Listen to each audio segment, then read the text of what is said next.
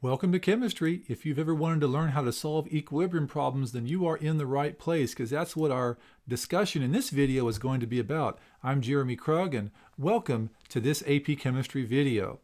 In this video, we're talking about solving equilibrium problems. We've solved a couple of these already, but some equilibrium problems ask us to solve for final concentrations when they give us initial concentrations. Now, we haven't talked about that yet. If you ever have an equilibrium problem that tells you something about an initial concentration or an initial pressure, something that's before you hit equilibrium, there's a special method that you need to use, that I would strongly recommend that you use, to solve these problems. And it's something that I call an ice box. Some chemistry books or chemistry professors call it an ice chart. I think ice box sounds more fun to me. I don't know why, but it's basically just a way of keeping all your data organized. There's a lot going on in these equilibrium problems, so you have to keep all your data organized, and so use an ice box. When I say ice box, I don't mean get a refrigerator or something. I'm talking about ICE, I-C-E, initial, change, equilibrium, and you'll see what that means here in just a second. And essentially what you're doing in an ice box is you're using what you know to solve for what you don't know. It's kind of like solving a Sudoku or some kind of a puzzle like that. You're using what you know to calculate or to solve for what you don't know. So here's an example of a problem where an ice box really helps you. Here we're going to take a mixture of 0.20 moles of NO, 0.10 moles of hydrogen, and 0.2 moles of water vapor, and we're going to place it into a 2-liter container at 280 kelvins, and then this reaction occurs. And it tells us that at equilibrium, NO's concentration is 0.06 molar. Calculate the equilibrium concentrations of everything else, and calculate Kc, the equilibrium constant. Now, I notice that here in the problem, it tells me that things are placed into a container. So that means that's not at equilibrium, that's initial. So anytime there's an initial or something that's before equilibrium that's mentioned in the problem, I want to set up an ice box. And here's how I do that. I write out the equation, and then I put ICE on the left side there. I stands for initial concentration, C stands for change, E stands for equilibrium. So let's plug in the initial concentrations of the things that we have here. So NO is the first one. What's the initial concentration of NO? Well, if we look at the problem, it says it's 0.20 moles in a 2-liter container. So 0.20 divided by 2, moles per liter, is 0.1. So the concentration is 0.1 molar NO. Let's do the same thing for H2. Up here it says it's 0.1 moles of H2 in that 2-liter container. So 0.10 divided by 2 is 0.05 molar, isn't it? Next we have 0.20 moles of water vapor mentioned in that same 2-liter container. So 0.2 divided by 2 moles per liter is 0.10 molar. Now, the problem doesn't tell us that we have any nitrogen in here. So what do we put down for that? Well, it's going to be 0. So for initial concentrations, if the problem doesn't tell you how much is there, it is safe to assume that it's 0. Okay? So that's just something that you can keep in mind, that if it's initial and it doesn't say, it's 0. Now, it also tells us that at equilibrium, the NO concentration is 0.06 molar. So I'm going to plug that in for equilibrium under NO. So that goes right here for 0.06 molar. And that's all the information that's given to us in the problem. So we're going to have to use this to solve for everything else. Solve for all those blank spots, all the 4 blank spots here, the 3 blank spots down here at the bottom. And here's how we do that. Well, we notice that 0.1, the change from 0.1 to 0.06 is a negative 0.04, isn't it? So I'm going to plug that in right here, that it's dropped by 0.04 molar. Now, the hydrogen is also going to drop by the same amount. And I know that because the coefficients of the balanced equation for those substances are the same. It's a 2 to 2 mole ratio, so they're going to drop by the same amount. Now, if the reactant side went down, the product side has to go up. You know, it's like a seesaw. One side goes down, the other side goes up, and vice versa. So if the reactant side went down, this side goes up. Well, N2 is going to go up, but by how much? Well, it's going to go up by 0.02 molar. Now, why is it half of the other one? Well, the coefficient in front of N2 is a 1, and that's half of the 2 over here. So that means that it's like a 1 to 2 ratio. So whatever the H2 changed by, N2 is going to be half of that. So that's why it's 0.02. And then water is also going to go up because it's a product. It's going to go up by 0.04 because notice we're back to having a 2 as a coefficient here. So it's going to change by the same amount that these others that had a 2 in front of them changed by. Okay, that's how we can do this using the icebox method. And it's a lot faster than having to do a bunch of mole ratios and all that. Although we are doing the same work, it's just a lot faster this way instead of doing separate stoichiometry problems. Now, we just have to do our math here. 0.05 minus 0.04 is 0.01 molar for hydrogen. Nitrogen is 0.02 molar. And water vapor seems to be 0.14 molar. So those are the equilibrium concentrations of everything. But that's not all. We still have to calculate the Kc value. So the way we do that is we write the equilibrium constant expression. Remember, products over reactants raised to the power of the coefficient. So it's going to be N2 times water vapor squared, because there's that 2 there, so we see a 2, over NO squared times H2 squared. So now we just plug and chug into that problem. So we're going to plug it in here. N2 is 0.02, so that goes in here.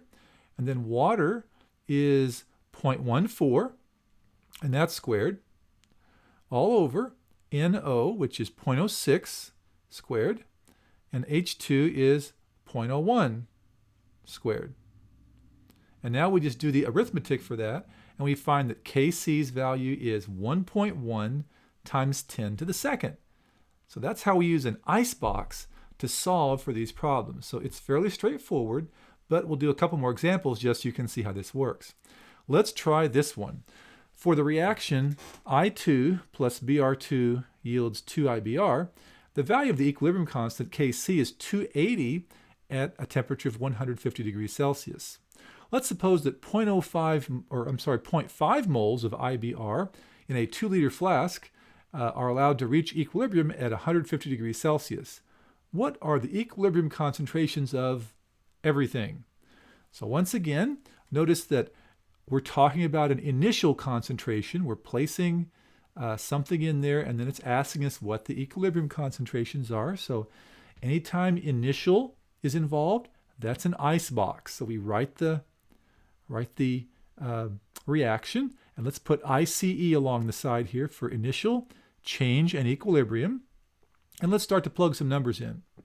So I2, well, doesn't tell us we have any, does it? In fact, the only thing that it says we have is 0.5 moles of IBr in a 2-liter flask. So moles per liter, 0.5 divided by 2 is 0.25 molar IBr. So that goes in for initial IBr. Of course, there's our equilibrium constant.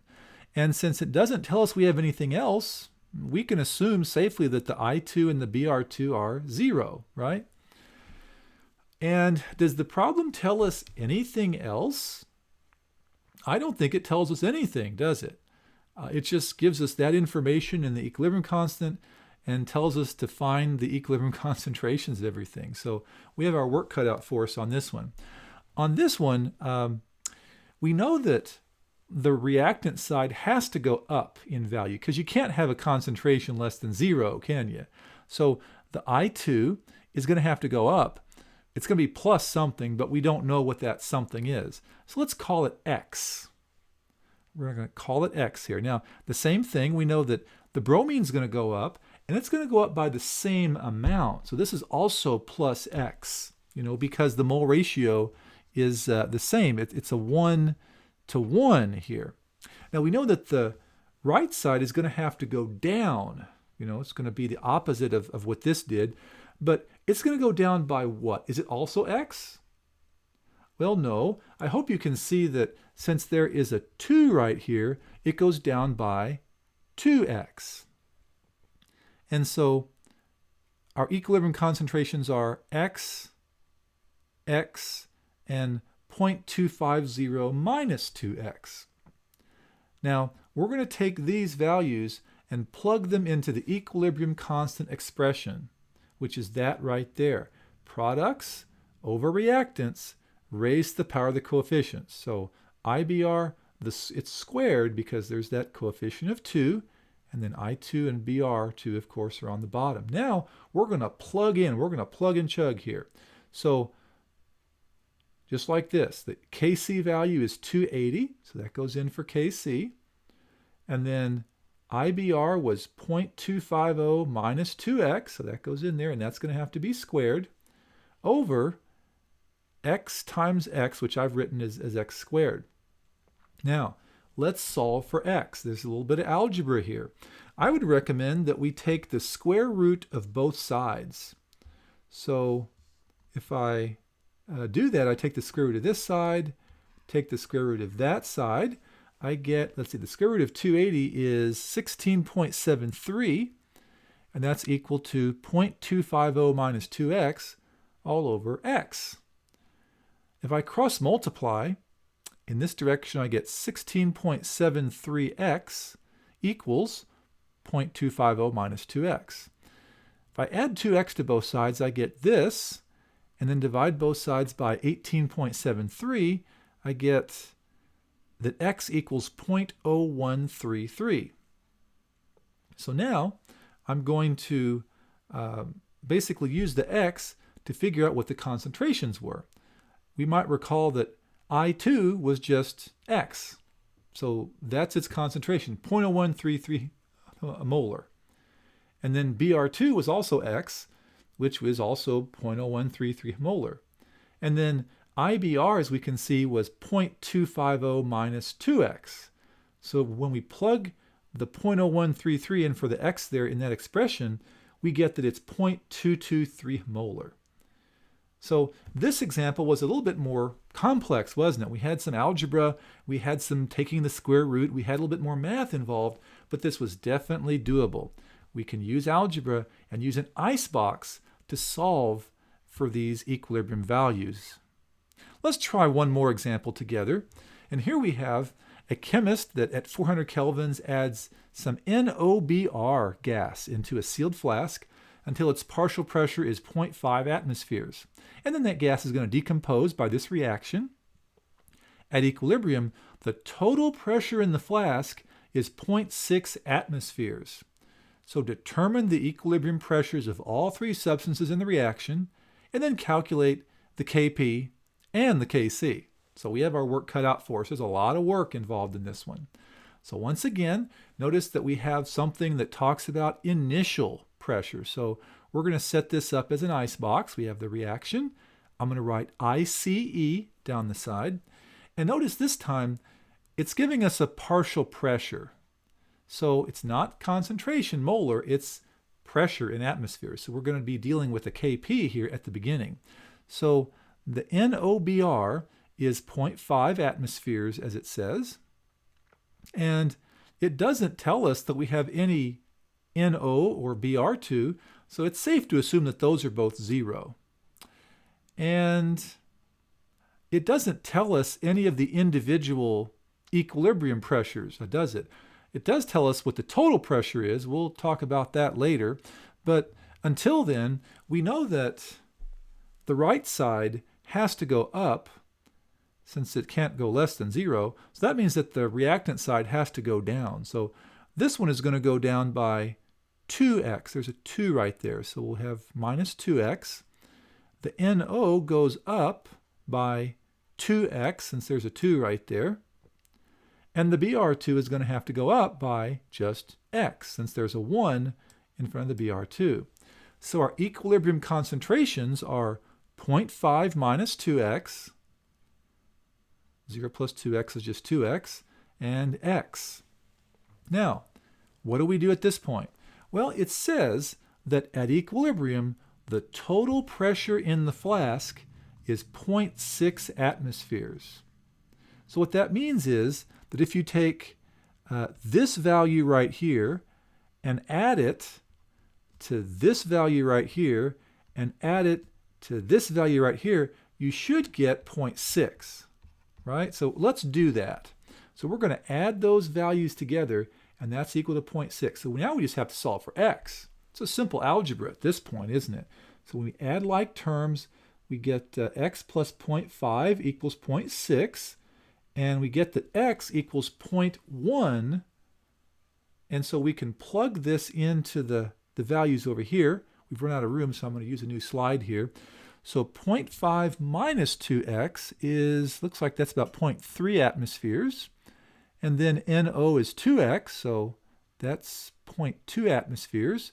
And BR2 is just x, so 0.1 atmospheres. So those are the partial pressures for each one of the substances at equilibrium. A little bit different, but it's still an icebox problem, isn't it? Now, we still have to find the Kp value. So we're going to plug and chug into the Kp expression. So that's products over reactants raised to the power of the coefficients. So that's going to be NO squared, pressure, times Br2 all over NOBR's pressure squared, just like this. So I can plug and chug. And so NO's pressure is, where is it? Right here, 0.2, and that's squared, of course. The Br2 is 0.1, so that goes in at that point. And then NOBR, we're going to have to square that. It's 0.3, it goes in right here. And when we do the arithmetic on that, the Kp value is 4.4 times 10 to the negative second. Now, that's Kp. The question said calculate Kc as well. So we're going to have to use this equation that we learned in the last video. And we're going to plug and chug there. So Kp, we just calculated that. 4.4 times 10 to the minus 2 goes in for this. We're trying to solve for Kc, so that's the unknown. R is the gas constant, 0.0821. And then T is the temperature. I think this was it 400 kelvins, I think? And now the change in number of moles of gas, the exponent, well, it goes from 2 moles of gas to 3, because there's 2 and then there's 1 here. So it goes from 2 to 3. So that's an increase of 1. So it's positive 1. And so when we do the math here, we multiply 0.0821 times 400, that's 32.84. Divide both sides by that number, and Kc is equal to 1.3 times 10 to the negative third. So we've solved all kinds of equilibrium problems here. I hope you learned something from this video and from this series of videos. If you've enjoyed this, please subscribe to my channel and join me again where we can learn some more equilibrium problems and some more chemistry together. Thanks for watching.